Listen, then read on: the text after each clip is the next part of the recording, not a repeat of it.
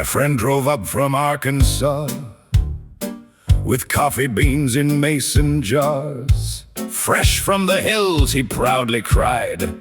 I nodded like I understood the vibe. Now I'm alone in my New York flat with a chrome machine that blinks back, 16 buttons, lights that glow. None of them say, "Coffee, bro." Press a button, steam explodes. Milk goes flying on my clothes.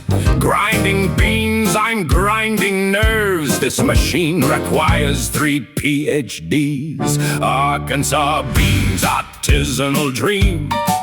But the robot hates caffeine.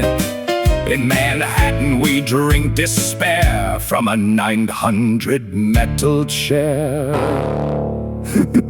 Step 1, insert portafilter. Is that English? Sounds like Twitter. Step 2, calibrate the grind. My sanity's already declined. Step 3, purge the steam valve clean.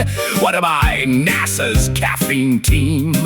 Back home coffee means one thing: water, beans, and pressing a spring.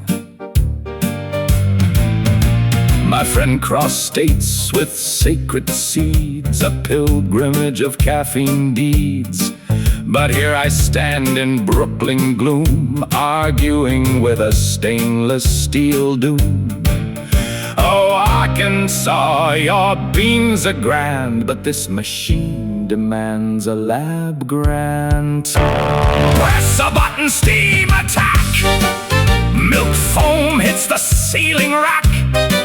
Latte art, I made a spill. Looks like modern art from Brazil. Arkansas's beans, noble quest. But the Keurig did it best.